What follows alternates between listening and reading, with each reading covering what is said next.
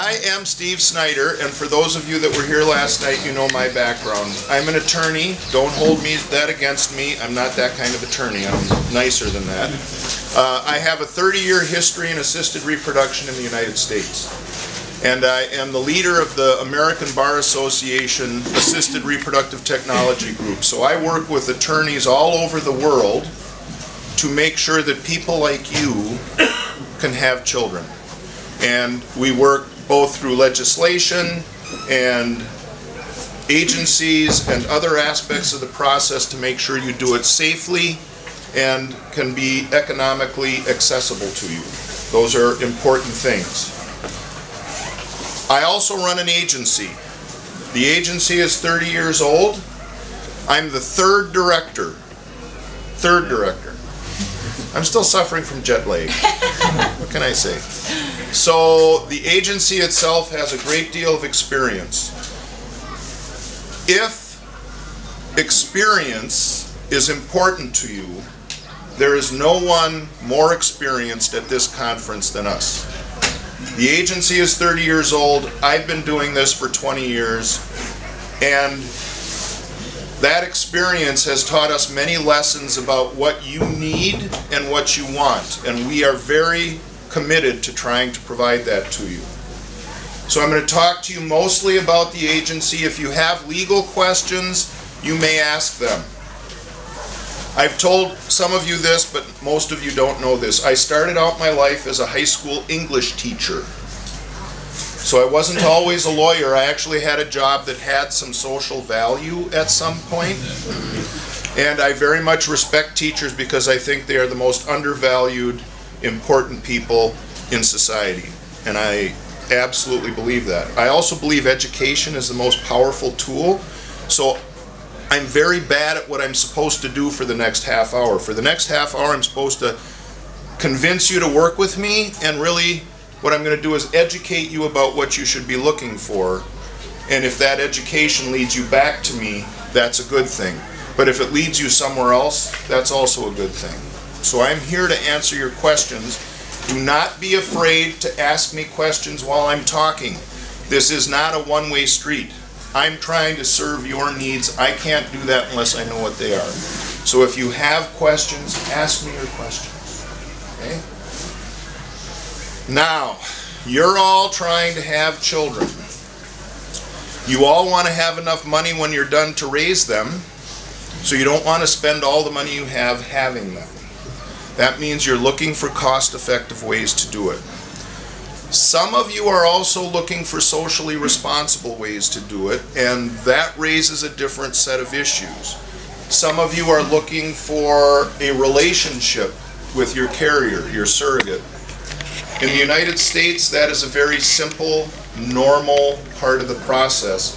And of the people that have come through our agency, I think one of the most valuable things they take away is a lifelong relationship with the woman who helped them on their terms. If they want very little contact, they have very little contact. But if they want a lot of contact, they come over here and visit and have a lifelong relationship. That is something that is not available in all locations.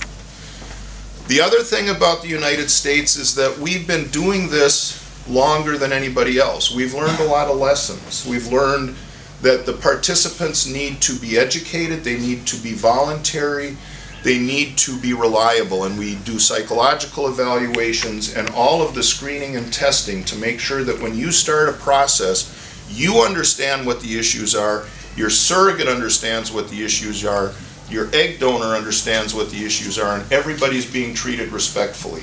That's an important thing to me as a professional. It should be an important thing to you as a parent. However, it's still going to come back to whether you can afford it. How many of you have heard how many times that surrogacy in the United States costs $150,000? Raise your hand. All right. How many of you believe that? Raise your hand. All right. Well, I'm here to tell you that's not true, that there are ways to change that, okay? You may not all be able to afford surrogacy in the U.S., but I think a lot of you can. And here's how you do it. The question I get most often is, You say you can do surrogacy for under $100,000. You say you can do it for under 90. You can say you can do it for under 80. How do you do that? You must not do something that other people do. We actually do more than everybody else does for a lower cost. So, if you want to do surrogacy cost effectively in the United States, you have to have an agency that knows where the points are that you need to control your costs. So what are those? The first thing is medical costs. That's 50% of your program. U.S. clinics are expensive. Doctors charge a lot of money. So what we do is we actively go out and lobby doctors to understand the economic pressures on you and to find cost-effective programs. One way we do it is that we use clinics outside the United States. So if a U.S. doctor says, well, I'm not going to lower my fee, I say, well, I have a doctor in Toronto that will do it for 30% less. So we also have clinics in Toronto that are much more cost-effective than clinics in the United States. So if cost is an issue, you can do a shared program. How many people know what a shared program is? It means that to reduce the cost of an egg donor program, you and another couple will hire one donor. That donor will be stimulated. You will split the eggs. You pay half the medical cost and half the donor cost, so your cost goes down. And you take half of the eggs that the donor creates. That's one way of controlling costs. If you do a shared program in Toronto, that's the lowest medical cost you can have. If you do a shared program in the United States, that's the lowest medical cost you can have in the United States.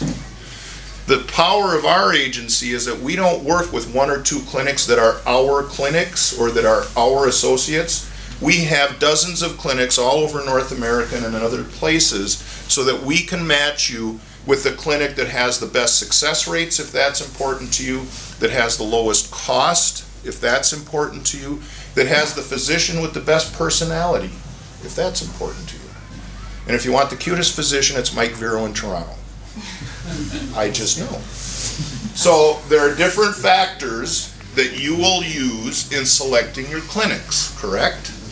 And what our job to do is make sure you know what the factors are and you know which clinics have which factors, so you get matched with exactly the right doctor with exactly the right cost that's within your budget. I am trying on your behalf to talk to doctors at every opportunity to get them to understand that at some point they have to stop charging you money. In other words, if an IVF cycle costs $35,000 and you're not successful, they can't charge you another $35,000 to do it again. And if that one's not successful, they can't charge you another $35,000 to do it again. Because what you're afraid of is getting in the middle of a program, running out of money and not having a baby. So what we try to do is make sure that won't happen by trying to change the system. So many of the clinics that we're working with are starting to get into this concept of trying to get a flat fee maximum amount so that you know when you start out where your maximum point is and you know whether you can afford it. So that clinic selection is the first piece.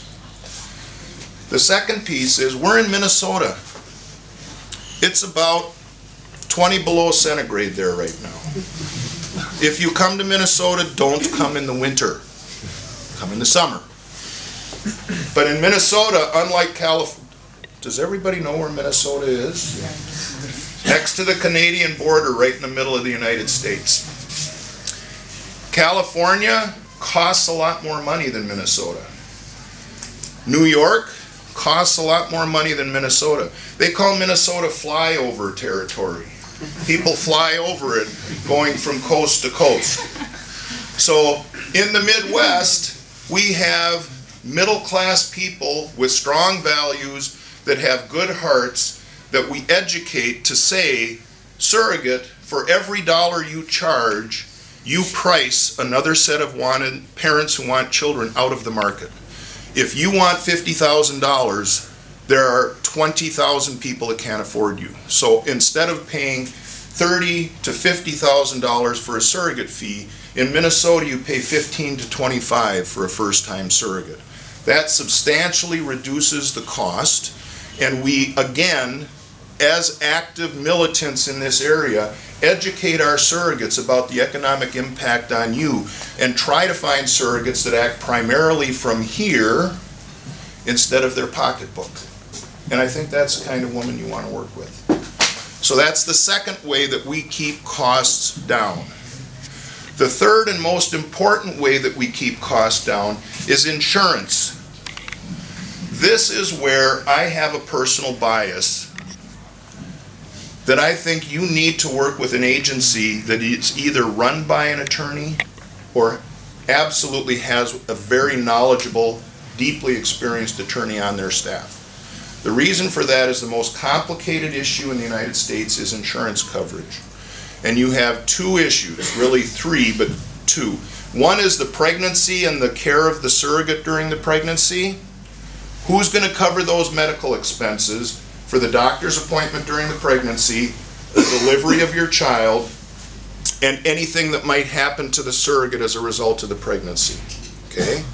The second is, once that baby's born, and you have this slippery, wiggly little creature out and crying in the delivery room, who's going to pay for the care of that baby? Because, I love it when you all raise your hands. How many of you want twins? Look around! Okay. What increases in likelihood with twins? Early birth. Premature delivery. Premature delivery means a higher likelihood of a long hospital stay. Long hospital stay means big hospital costs. Who's going to pay those? You heard could get a pre-birth order. Does everybody understand what a pre-birth order is? It's a court order in the United States that before the baby is born is entered by the court that says as soon as the baby is born, you are the parents, and that can't change, and the surrogate is not. Now, if you're afraid the surrogate's going to change her mind, that's a great thing. The likelihood is, and this is an important message, the last thing you need to worry about doing surrogacy in the United States is whether the surrogate is going to change her mind and want to keep that baby. That is your smallest risk. Out of 15,000 surrogacies that they monitored in the United States, 87 of them had any conflict. And 67 of those were parents who didn't want the children because they got divorced, lost their job, went bankrupt, the child was sick.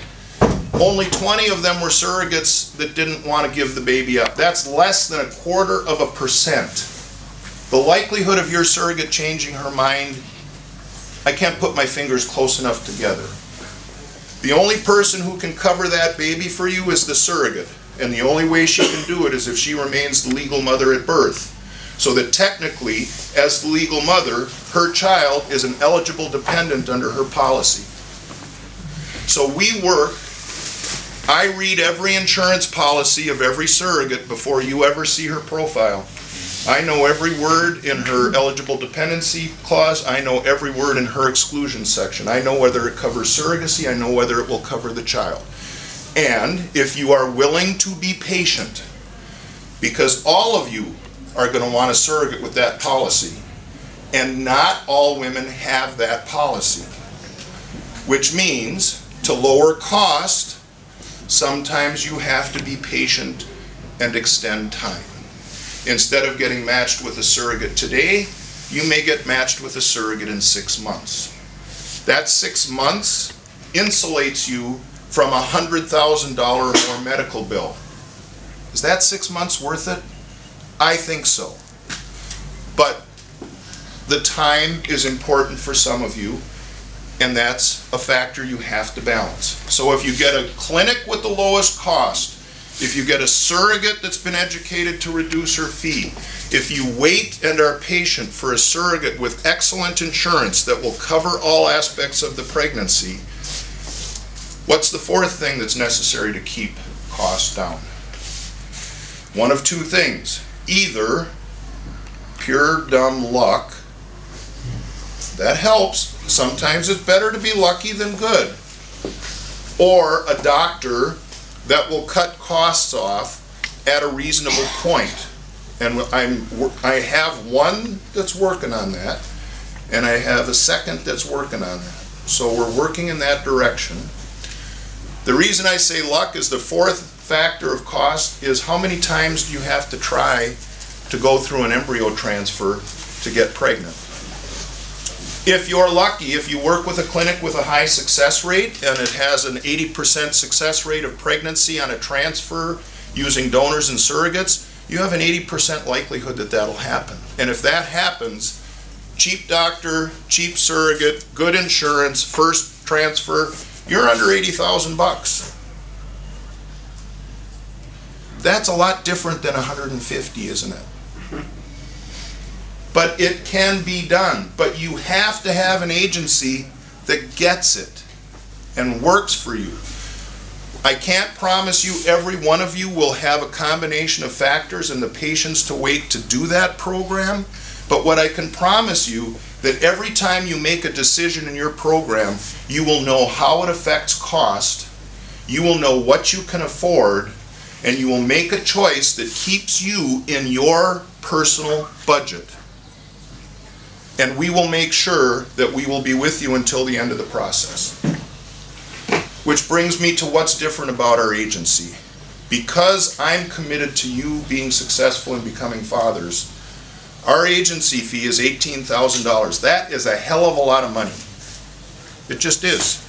You guys shouldn't have to pay anything to have kids. I didn't. Well, a lot after she was born. She is in law school after all. However, the issue is that when you pay that money to an agency, it's hard to compare agency to agency to agency. So let's talk, what does an agency do for you? First of all, it should evaluate the insurance coverage of your surrogate. If the insurance coverage is not good, they should look for alternatives, and they should try to help you find a policy that will protect you. We include that in our fee. Most agencies do not. If it's not run by a lawyer, they can't. They're not lawyers. They can't offer you an opinion. If you go to an agency that's run by someone that's not a lawyer and that person says, I've read the policy, that's like hiring an architect to change your engine. Doesn't work. Well, they could be mechanically inclined as well. So you have to get the right expertise. The second thing is, you're going to need a contract with your carrier. Mine is 46 pages long. I've been doing this 20 years. Every time something happens, another clause goes in my contract. Eventually, it's going to be over 50 pages long. But it will become complete. We include the cost of that contract in the agency fee. Most agencies do not. If you are an international couple, some agencies charge a surcharge because there's extra work. We do not. If you get in the middle of your program and your surrogate for some reason cannot continue and you need to be matched with a new surrogate, some agencies charge you an additional fee for your second surrogate. We do not. We match you with as many surrogates as you need until you're done, and we never charge you another dollar. If at the end of the process the insurance company should cover it, but you have a $300,000 insurance bill and they don't want to pay it, so they initially deny coverage and make you go through an administrative appeal process, most agencies have to hire another attorney to do that for you. We do that as part of your process. It's included in the agency fee. You don't pay any more money. No matter how long your process takes, you never pay us another penny.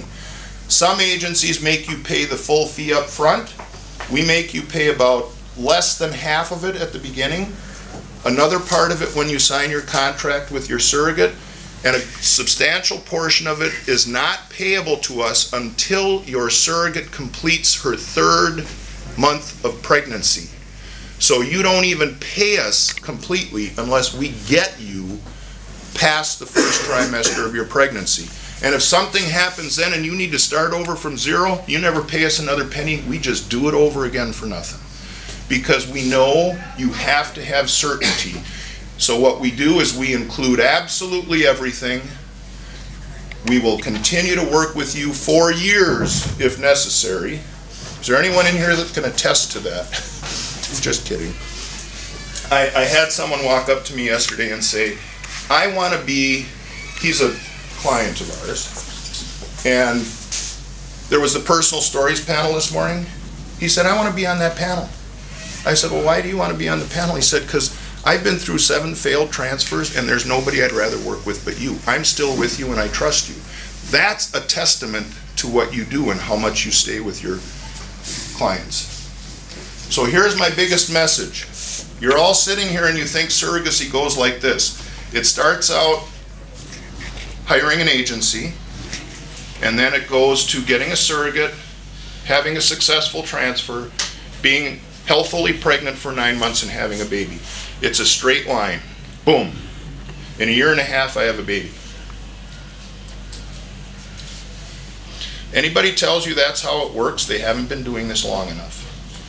Because every surrogacy process, you know, 10 or 15% actually go like that, but most of them have a blip somewhere along the line. You have a failed transfer, you have a miscarriage, you have a surrogate that drops out, a donor that doesn't take her medications, a donor that only gives 2 eggs instead of 20. Things go wrong because we can't control human nature, we cannot control Mother Nature, and we can't control the medicine. What you need is an agency at the points where it goes off course, because that's where they really earn their fee. They're the ones that fix the problem, get you back on course, and make sure you get to the end successfully. And that's what we do best. I have 14 people working for me, because that's how many people I need to have the kind of customer service and contact and constant communication with the donor, with the clinic, with the surrogate, with you, so that everything goes as smoothly as we can humanly make it go. Experience, customer concern, and empathy, and cost control is what makes us different than everybody else. And I have the pleasure of working with my daughter, which is like my most fun thing. Do you have anything you want to add? Well, that was very thorough. The only thing that I'll say is that I'm the one that you will actually be talking with and working with throughout the majority of your process, at least the important steps: picking your clinic, matching with your surrogate, matching with a donor. And so I hope to talk to anyone that wants to talk to me one-on-one, whether it's here or Skype or whatever. Just like my dad, giving information is really important, and I know how helpful it can be just to have a conversation about your particular needs and the questions that you have. So please come and see us. We have informational packets that you can pick up, and we have appointment slots, and we just love to hear your story and your concerns so we can hopefully help you at least a little bit in your journey. So. All right, so I'm going to end on this note. I love my daughter. I want to give you this because I know what this means to me. It's why it's important to me that if you want this, that you have an opportunity to share this. I was the first one to hold her in the operating room when she was delivered. I was the one that she crawled over to and went up and went like this when I was eating watermelon, so I'd just drop it in her mouth. And I am the one that has watched her blossom into a beautiful, intelligent, best friend. You all deserve that opportunity, and I'm committed to giving it to you. So now I'm going to say something that some of you will believe and some of you will not, because it sounds crazy. Because I was a teacher, and because really I have a much more global view of this process than just as a lawyer or an agency owner, I care about whether you succeed, but I also care that the process is done safely and responsibly and ethically. You all have questions. You all have different needs. Everybody in this room is not going to work with my agency. I understand that. However, everybody in this room that has questions and needs information and education to figure out what your best choice is, whether it's us or someone in California or Connecticut or Thailand or Mexico or the Ukraine, wherever it is, we give free information.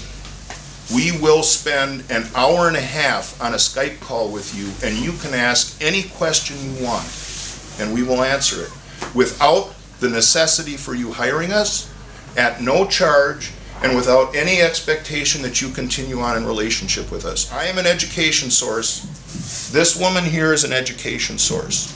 You don't have to hire us to use us to help you follow your path. And I encourage all of you to get a card or a packet or a pamphlet with our email or our phone number on it.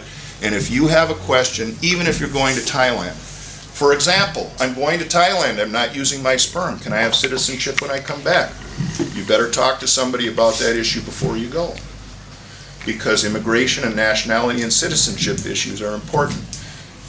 Before you start the process, you need to talk to an attorney in your home country to make sure you know what the end of the process is, because if you can't come home and be the legal parents and have the citizenship of your child, it isn't a success. So there are many things you need to talk about. There is much knowledge that I've gained over 20 years, and we share it free, because that's our investment in you and your process.